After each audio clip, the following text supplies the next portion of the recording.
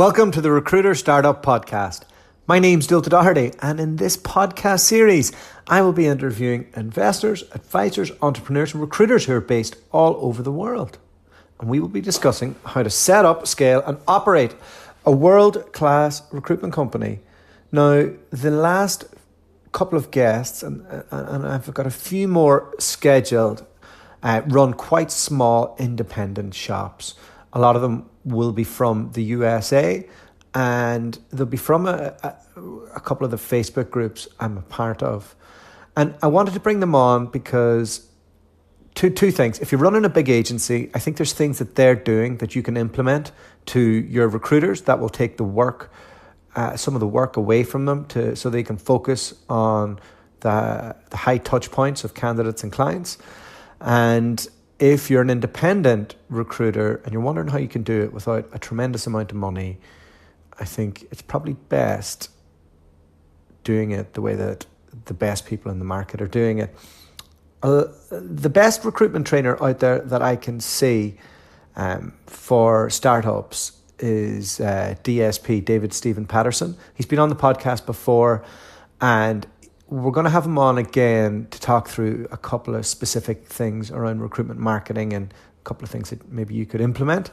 And today I have one of his alumni. So okay, he's got a paid program as well. I don't take him up on the paid program. I just kind of take the information from the Facebook group, which he gives away, to be honest. And Jay Veniard has been part of the paid program that the DSP runs, and he said it's made him lots of money. So we had a chat today. Jay has a really interesting background. He was a professional baseball player until he was about 26, 27. He's from Florida originally and lives in Phoenix and recruits in robotics. He's a cool guy too. So hope you enjoy it. Probably more of the factual stuff is in the later part of the interview. But really good guest, and would love to get more people like Jay on the podcast.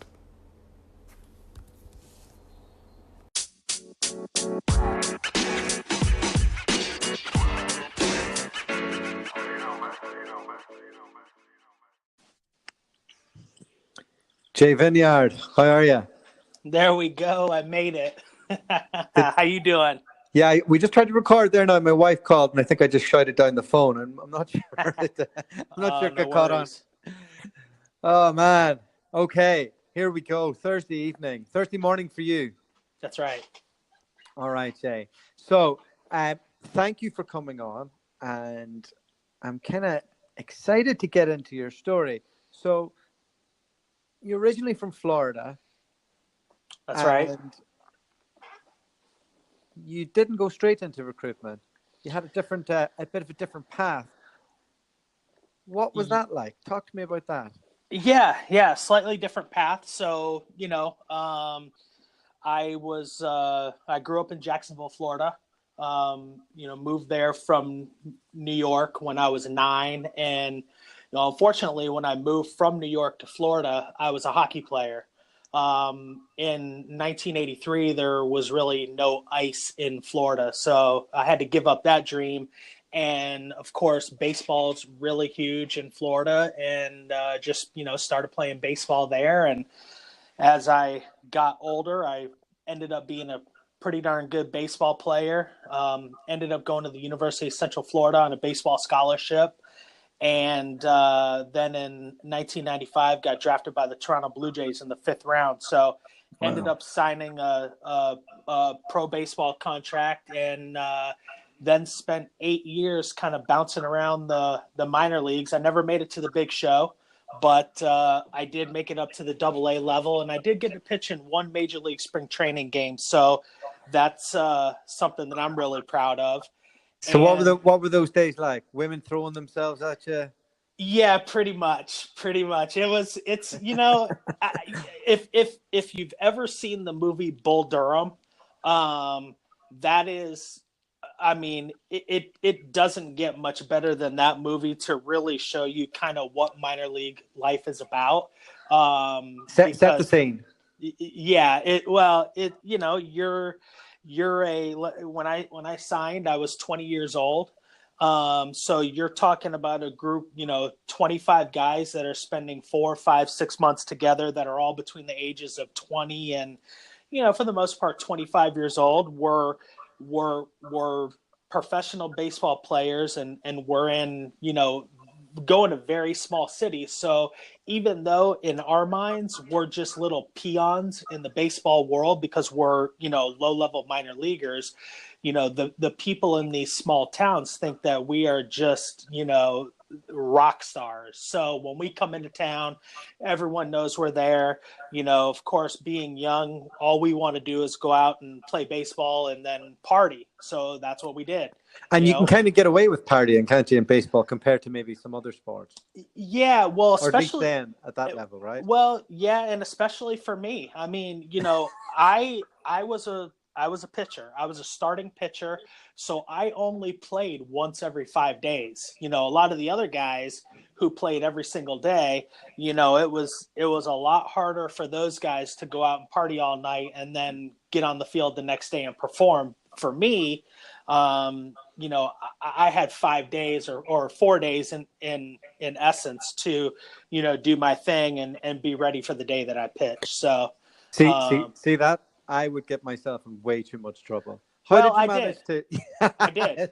I did. It's part of one of the reasons why I didn't make it to the major leagues is I had a little bit too much fun when I probably should have been, getting a good night's sleep and, eating properly and all that stuff. But life lesson there. Yeah. And you know what? The staffing and recruitment world will always welcome you with open arms.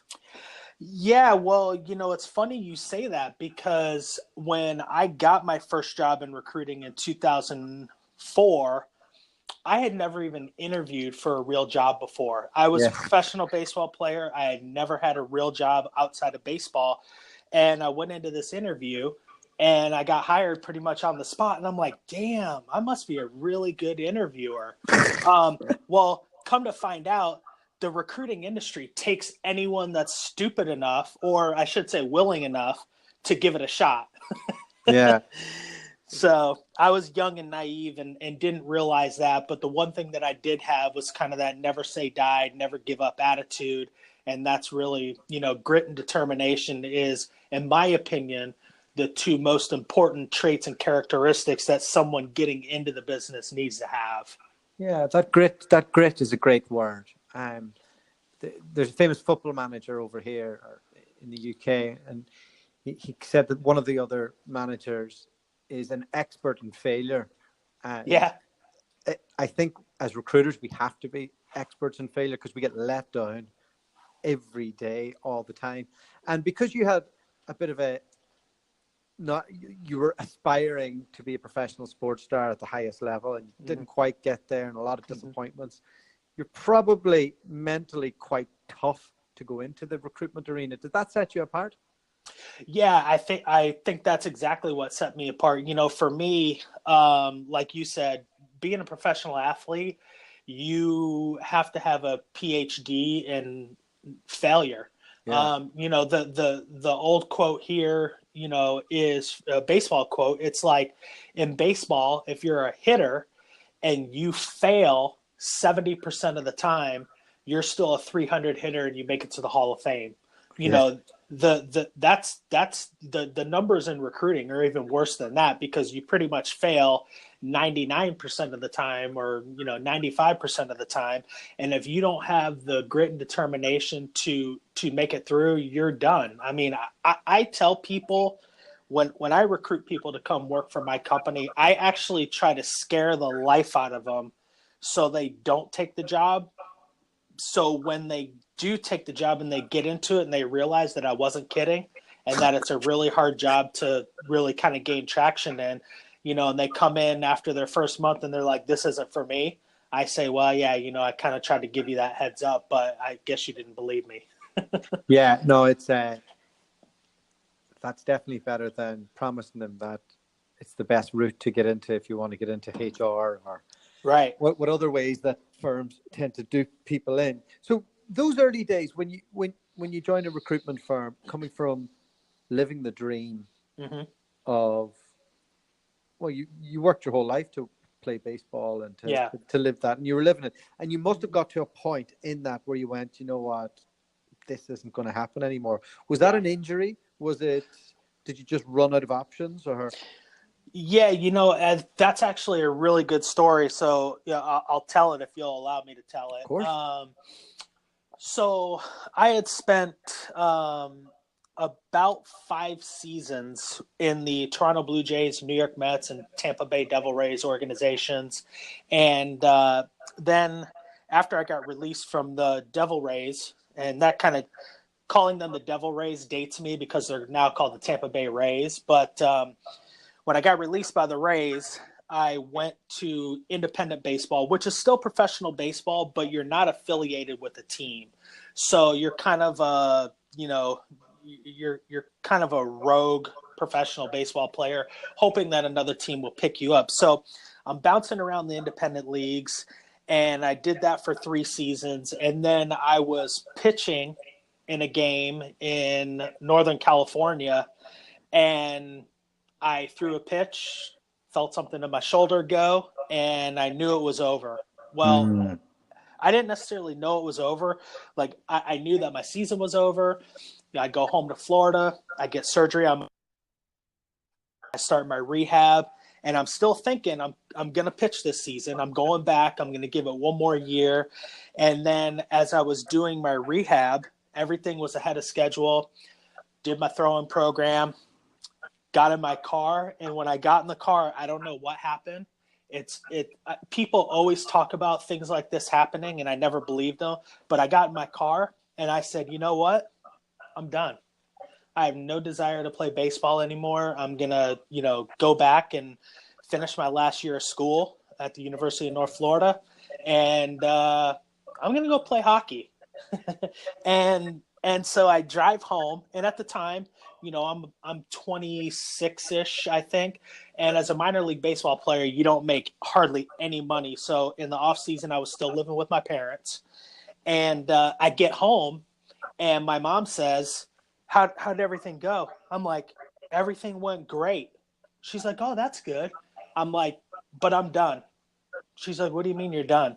I was like, "I don't want to play baseball anymore."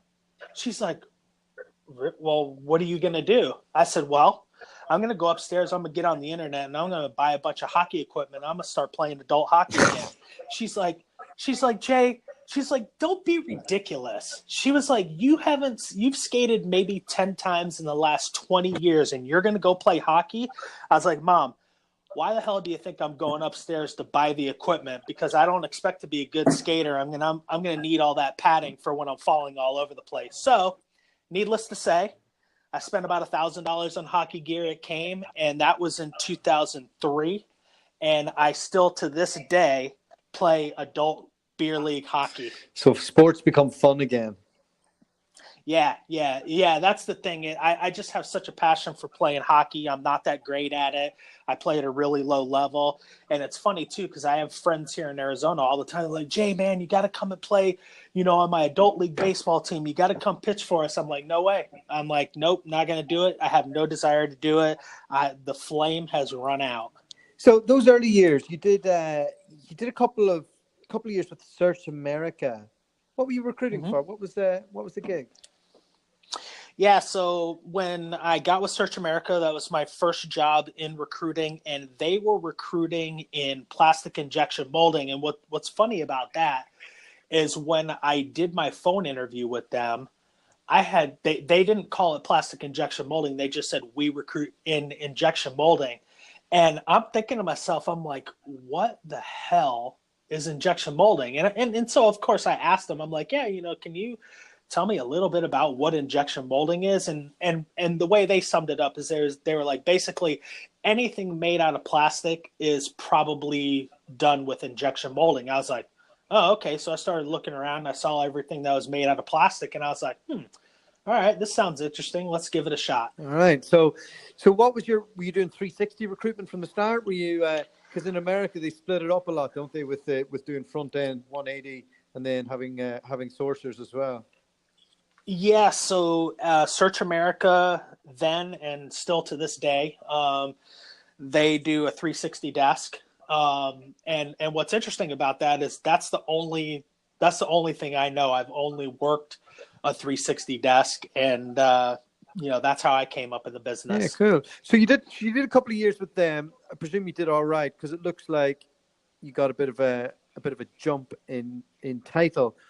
What did you move on to?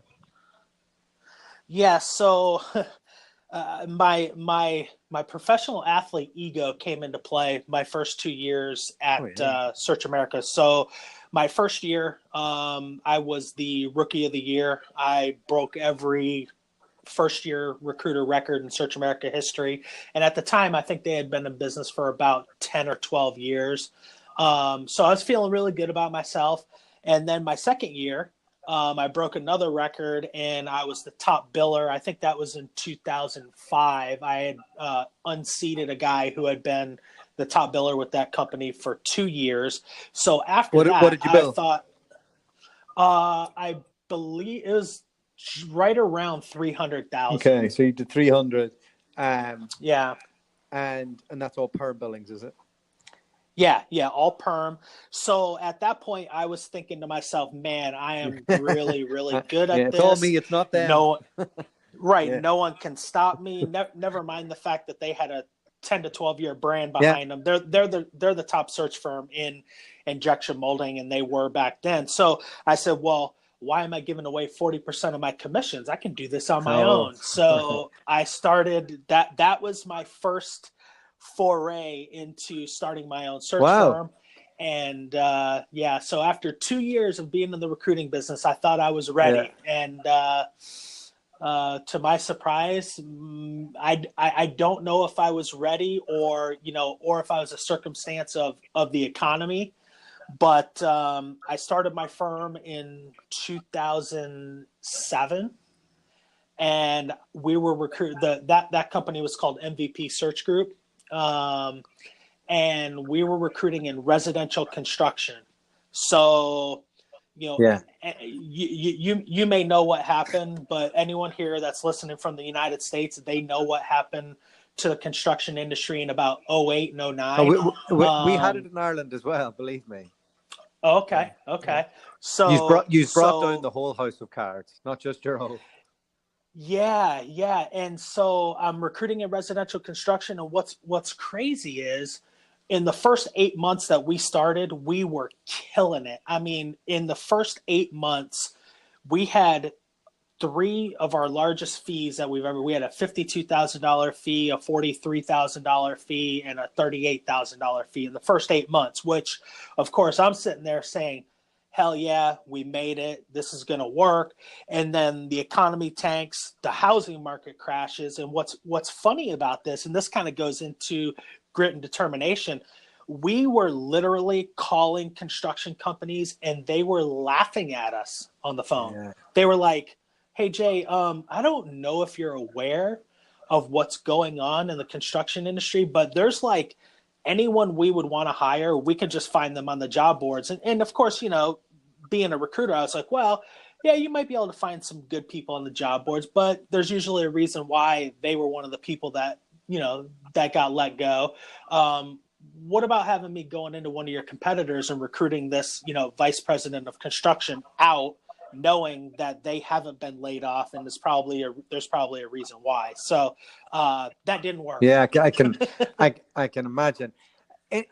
Anybody who would like, so the people who did well in that time were like, there's a lot of UK companies that did very well in that recession, and what they did was they pivoted to oil and gas from Mm-hmm. construction, and there was tons of money made in that period in Texas and Calgary, in Perth, Mm-hmm. and places like that. But it almost feels like we're at the top of that market in the USA right now with construction.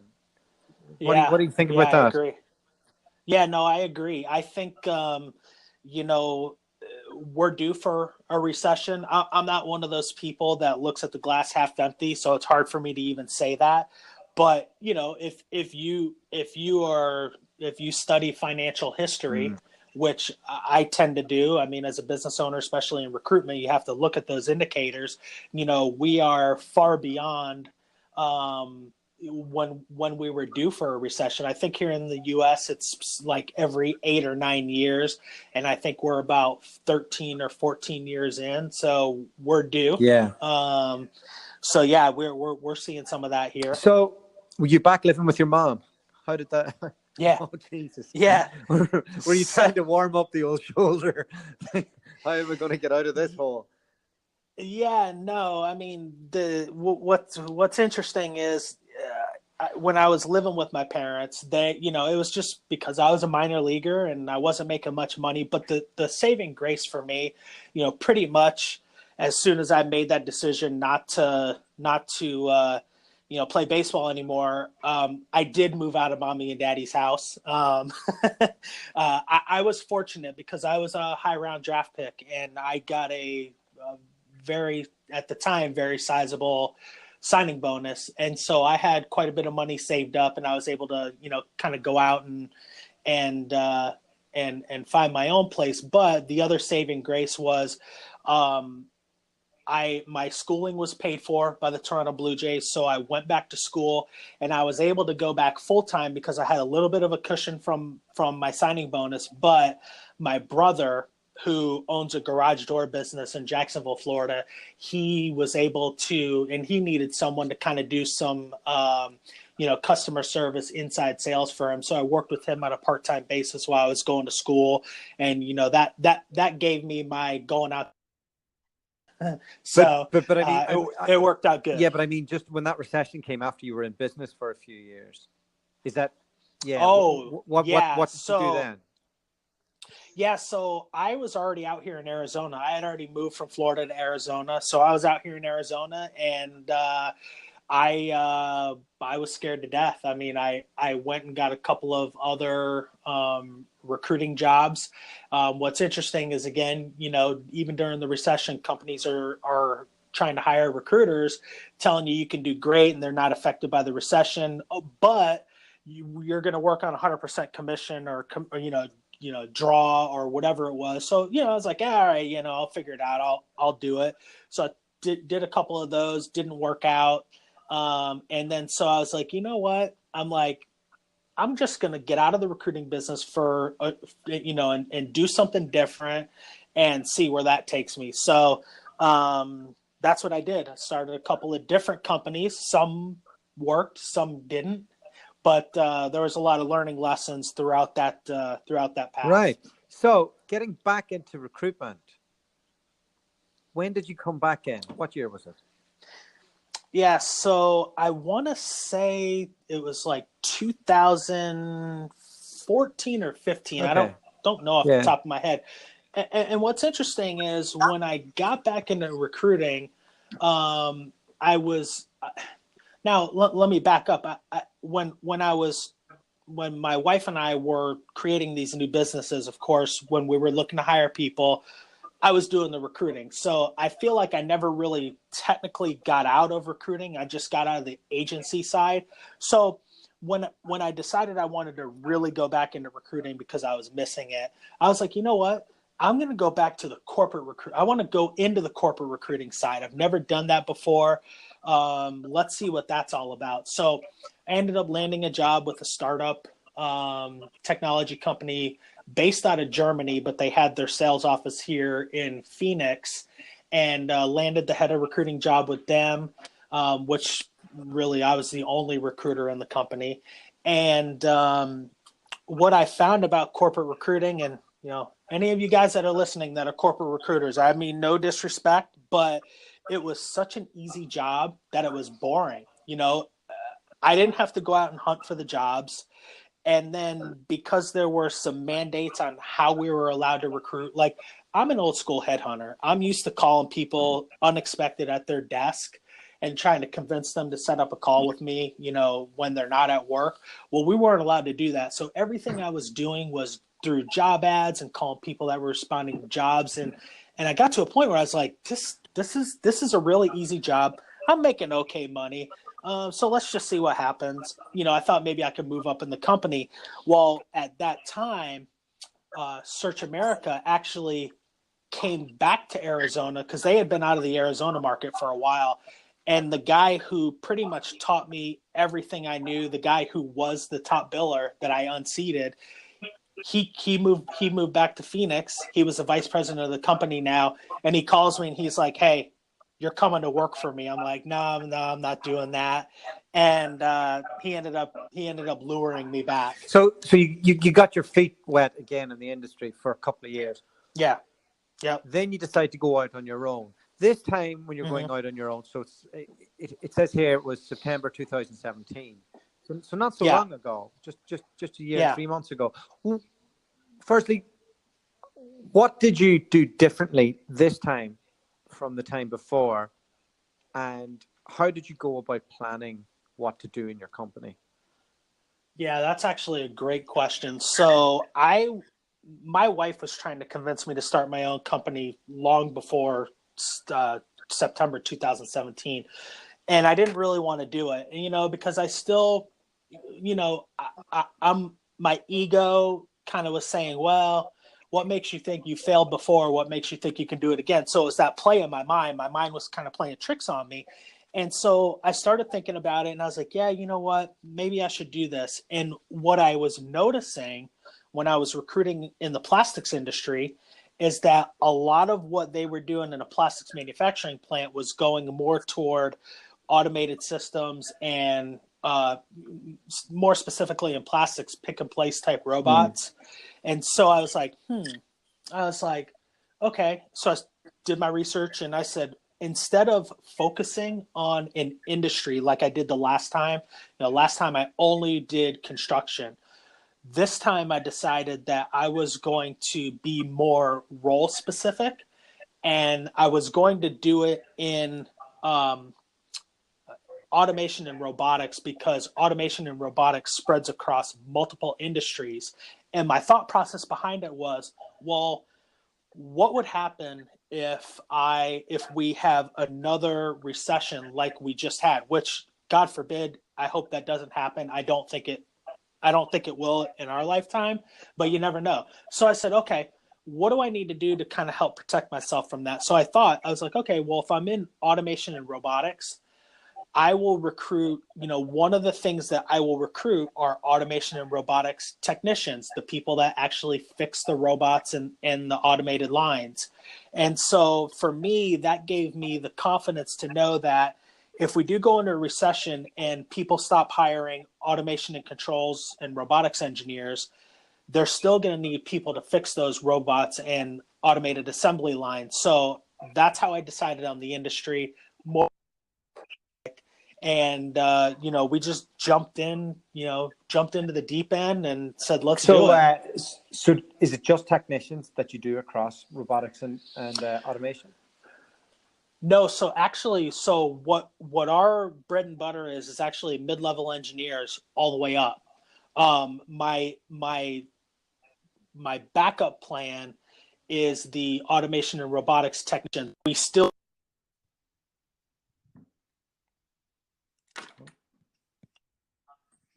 it's not our bread and butter. So we do take some of those searches, but it's not what we really want to do. But if we get into a position where, we hit a recession again, those people are going to be very in demand. Okay, very good. And what was when you were mapping that market out, what was it that you were prioritizing? Were you working out like how many engineers were across certain states or where the hubs were, or how did you know where to find the business? Yeah, so to be completely honest with you, I just remapped that whole industry because, after working with one of my trainers, I realized that I did a really bad job on the first time. I basically had the idea of just getting everybody in the industry rather than just kind of really narrowly focusing in on, director, VP, C-level executives to try to really target them to get the business, knowing that right now, almost every company in robotics and industrial automation right now needs an electrical engineer, a controls engineer, and a robotics engineer. And the way that I kind of came across that is my cousin. He's actually the vice president of a pharmaceutical manufacturing company. And we were talking about that. And he's like, yeah, one of the hardest positions for me to fill is a controls engineer. He's like, we keep finding people that we want to hire, but we keep getting outbid. And I was like, I'm like, that's a good situation to be in from a recruiting standpoint, finding people and getting them to actually, close the deal with a client. So, that's kind of how we came across that particular vertical. And as far as mapping it, I initially did a very poor job. I basically had a list of, I want to say when I initially started up, my list was right around 20,000 people. And what we found very quickly is about 40% of the people that we had in our database were junk. So we just totally revamped that, and working with David Stephan Patterson, he really kind of taught me the real way to map a market. What steps did he put together? How you map a market? Yeah, so I think one of the key things is, my initial list, I paid someone to build that list for me. I probably didn't ask enough good questions about, are the email addresses and all that stuff validated? So one of the things that he suggested is, he's like, you gotta narrow things down. He's like, what you need to do is you need to, when you map your people, you need to go out to LinkedIn, set your parameters for who you want to target as a client and at what level, and then find everyone in that industry who could be a potential client, and then reach out to all of them. Use a couple of tools that he recommended to get those names and email addresses and things like that. So with the reach out process, was that like a manual process, or was it an automated process, or what yeah, so the initial reach out process was automated. I know that you, as well as some of the other folks, that listen to this podcast, they follow. I call him DSP, David Stephan Patterson. I know a lot of us are in the HERC Facebook group, and so what he had me do is use a tool called Duck Soup, and I use that to automate my process to connect with people on LinkedIn, and then from there take the people that I was able to connect with, enter them into my system, and start following up with them, not with any kind of sales pitch, but mainly just saying, hey, here's who I am, here's what I do, I want to be a resource to you. If there's anything that I can do to help, let me know. And that process right there worked brilliant. The first time I ran that messaging sequence, I ended up getting like 20 appointments in 2 weeks. Wow, that's incredible. Yeah. So I guess I'm going to have DSP on the podcast to discuss maybe that messaging sequence and how he worked out what works on that. I think it was a lot of testing and trial and error from him. Yeah, absolutely. I mean, I got to tell you, man. So when I left Search America again, because I worked with them before I started my own firm, I left there because I was not happy with the way they were doing business. And what I mean by that is they still had a recruiting approach that they were doing in the early 2000s. It was all cold call. They actually were trying to discourage me from LinkedIn reach out, email reach out. They're like, you just got to cold call people. And I was like, this is stupid. Like, I know there's a better way. And so I started thinking about one of my businesses that I had started about 4 or 5 years ago, was a digital marketing agency, which, by the way, failed miserably. I found out that I am not passionate about digital marketing. In what way? How did you? Well, it was just it was boring, and the clients they had unrealistic expectations, because anything you do with digital or inbound marketing, if you're not able to be patient with it for a minimum of 3 and probably more like 6 months, it's never going to gain traction. So you're never going to be happy with it. So, trying to tell companies about that, just started getting old because they were always pissed off. So I was like, you know what, this isn't for me. But what that experience gave me is when I left Search America, I said, you know what, the recruiting business needs to be more inbound. Like, this cold calling stuff doesn't work. No one answers their phones anymore, and it's only going to get worse. So yeah, you didn't answer your phone when I tried to call you. Oh, in all fairness, you were about 3 or 4 minutes early. So, time's money, my friend. Yeah. So okay. The inbound thing, and you entered David's program to do that. So the first stage was mapping out. The second stage was reach out, and then I'm presuming, because I haven't taken up this thing with him, but I'm presuming the next stage is adding value through content. Yeah, so his entire process is very, very detailed, and and I've told him this. I'm not afraid to share it, but it's a lot of work. It really makes you think about your business. I mean, so funny story. 2 weeks into his program, because I have a weekly call with him, I said to him, I'm like, DSP, man, I was like, I feel like an idiot. Like, I don't know anything about my customer. I don't know anything about my industry. He laughed. He's like, you're not alone. He's like, everyone, when they start my program, they feel really bad about themselves because historically recruiters just do a really bad job at researching their industry and mapping out their market. So that was one of the things that was very, very helpful for me, is having him really walk me through these really hard exercises that made me really think about my business and how I was going to approach that business and what the pains are that my particular potential clients have. And so where we're at right now is we're in the process of mapping out the content that we're going to take to market. And I believe we're going to be starting that with some Facebook ads. Excellent. And then it's the execution of that along the channels, whether it's paid or not. So I'm fully bought in to this process of that being a nicer way to run a business.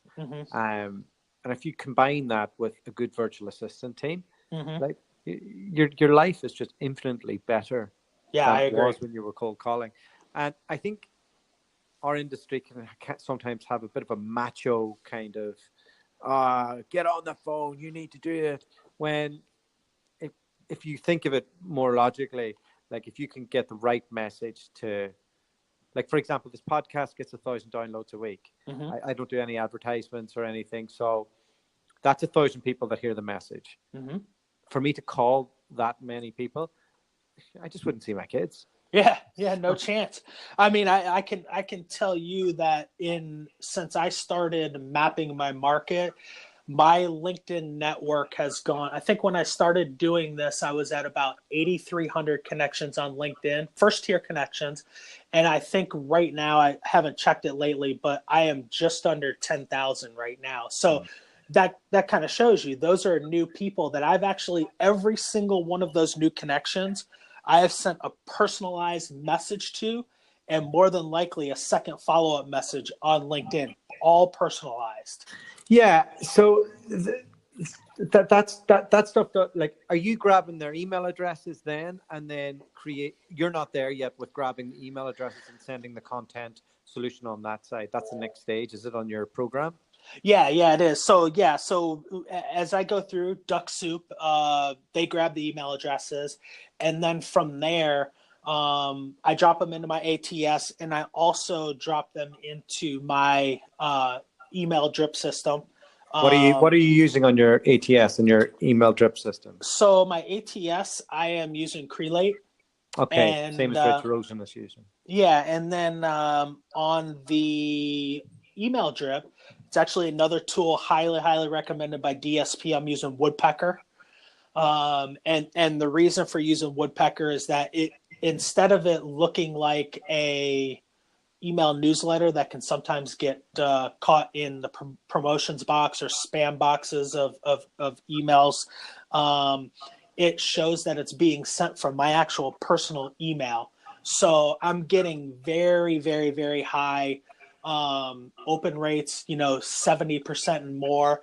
And I'm getting... wow, really? 70% more? Well, yeah, but here's what's even more impressive. Most of my campaigns are getting 30. I've had a campaign that's gotten a 42% reply rate. And here's the thing. When I say that sounds all great and sexy, but when I say reply rate, that's oftentimes people saying, hey, thanks, but I'm not interested. And here's the thing. When they receive my first email, they've already gotten 2 messages from me on LinkedIn basically saying, here's who I am. Let me know if I can help. And then the second one is like, in a nutshell, it's like, hey, thanks for accepting my request. If my network's your network, let me know if I can help you. And then I drop them into a 3 email sequence after about a week of their second contact. And it basically just says the same thing. Hey, if you're looking to make a change, let's, yeah. If you're looking to hook up, let's set up a time to talk. If you're looking to build your team of, all-star talent, let's talk about that as well.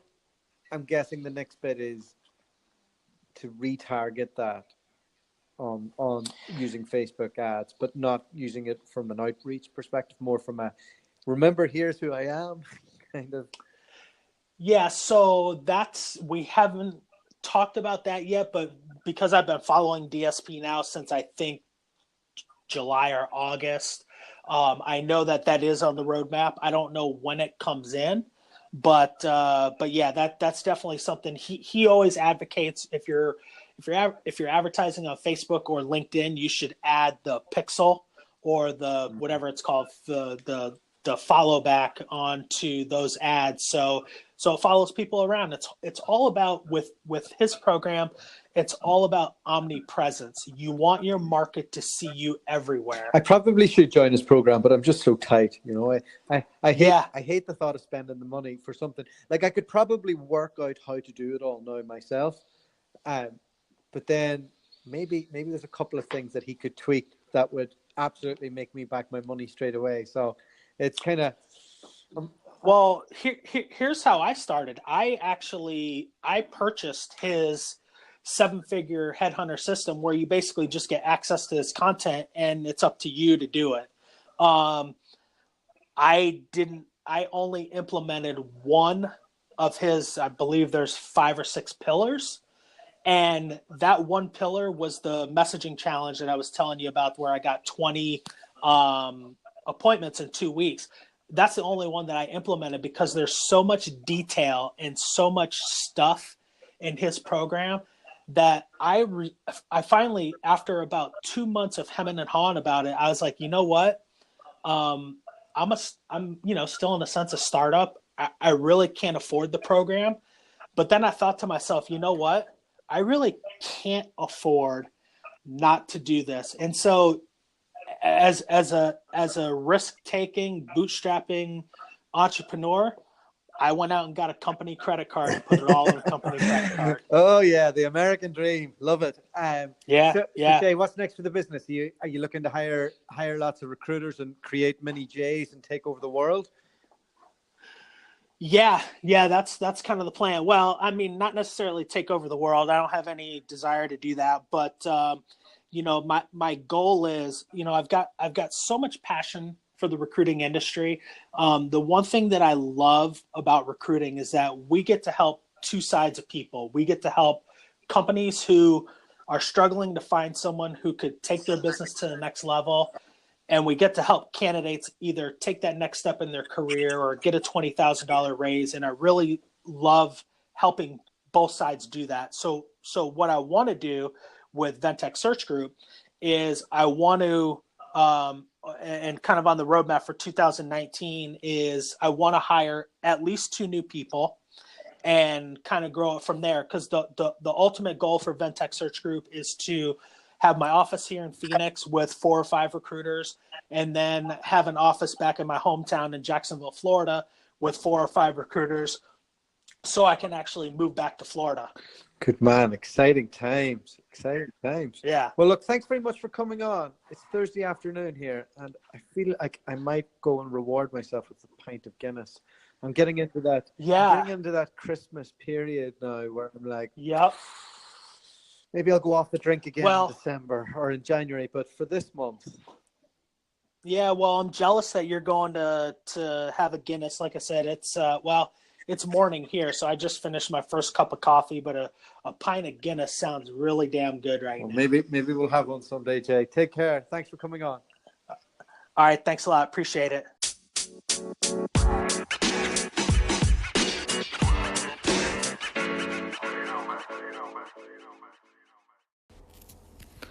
This podcast is sponsored by David Stephen. No, it's not sponsored by David Stephen Patterson.